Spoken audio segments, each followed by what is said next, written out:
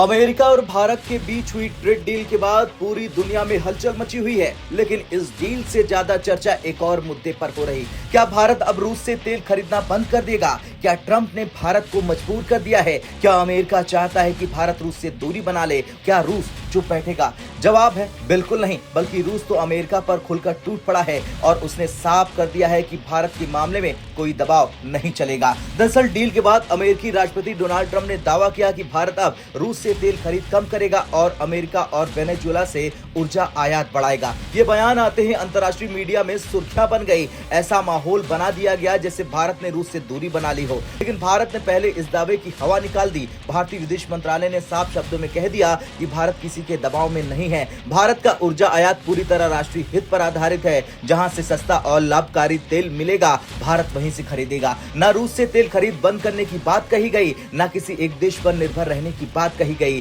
विदेश सचिव विक्रम मिस्री ने यह भी स्पष्ट कर दिया कि भारत के ऊर्जा फैसले भारत के हित तय करेंगे। यानी साफ संदेश कि भारत न तो अमेरिका के दबाव में आएगा, न रूस के खिलाफ कोई राजनीतिक फैसला करेगा। अब कहानी में एंट्री होती है रूस की। रूसी राजदूत डेनिस अलीपोव ने कहा कि पश्चिमी दबाव और शिपमेंट में बदलाव के बावजूद रूस भारत का टॉप तेल सप्लायर बना हुआ है। यानी ट्रंप के दावे को रूस ने सीधे सीधे खारिज कर दिया। लेकिन बात यहीं खत्म नहीं हुई। रूस के विदेश मंत्री सर्गेई लावरोव ने अमेरिका पर सीधा हमला बोल डाला। उन्होंने कहा अमेरिका भारत और अन्य देशों को रूस से तेल खरीदने से रोकने की कोशिश कर रहा है। उन्हें मजबूर किया जा रहा है वे महंगा अमेरिकी एलएनजी खरीदे। लावरोव का यह बयान सिर्फ बयान नहीं था, ये खुली चेतावनी थी। अब रूस का आरोप है कि अमेरिका अपने आर्थिक दबदबे को बनाए रखना चाहता है। ऊर्जा सप्लाई सिर्फ व्यापार नहीं, ये भू राजनीतिक हथियार है। अगर अमेरिका भारत जैसे बड़े बाजार को अपने तेल और गैस से जोड़ लेता है तो उसे दो फायदे होंगे। पहला, रूस की अर्थव्यवस्था को चोट लगेगी। दूसरा, भारत पर रणनीतिक दबाव बनेगा।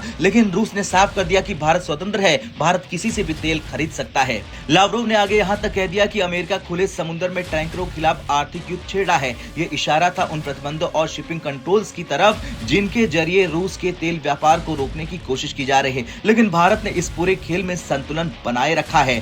रूस ने साफ कर दिया है कि भारत के साथ उनका रिश्ता फायदे या नुकसान पर आधारित नहीं है। ये दशकों पुरानी रणनीतिक साझेदारी है। रक्षा सहयोग, परमाणु ऊर्जा, अंतरिक्ष, ब्रिक्स, दोनों देश हर मोर्चे पर साथ खड़े हैं। और इसी बीच एक बड़ा घटनाक्रम हुआ। 1 जनवरी 2026 से भारत ने ब्रिक्स की अध्यक्षता संभाली और रूस ने ऐलान किया कि वो भारत के एजेंडे का पूरा समर्थन करेगा। सर्गेई लावरोव ने कहा कि भारत का एजेंडा आधुनिक और अत्यंत प्रासंगिक है। इसमें आतंकवाद विरोधी कदम और ऊर्जा सुरक्षा शामिल है। यह बयान सिर्फ औपचारिक नहीं था, यह पाकिस्तान के लिए संकेत था, यह अमेरिका के लिए संकेत था। और रूस ने साफ कर दिया कि वो भारत के साथ कंधे से कंधा मिलाकर आगे बढ़ेगा। जब रूस आतंकवाद विरोधी एजेंडे का समर्थन करता है तो उसका सीधा असर पाकिस्तान पर पड़ता है, क्योंकि अंतर्राष्ट्रीय मंचों पर आतंकवाद का मुद्दा उठते ही उंगलियां पाकिस्तान की तरफ जाती है और दुनिया को पता है कि पाकिस्तान ही आतंकवादियों को पालने वाला देश है। रूस का ये रुख भारत के लिए रणनीतिक जीत मानी जा रही है। अब भारत की विदेश नीति का मूल मंत्र है रणनीतिक स्वायत्तता। भारत अमेरिका के साथ ट्रेड डील कर रहा है, भारत रूस से तेल भी खरीद रहा, भारत ब्रिक्स में सक्रिय रहेगा और भारत क्वाड का हिस्सा भी रहेगा।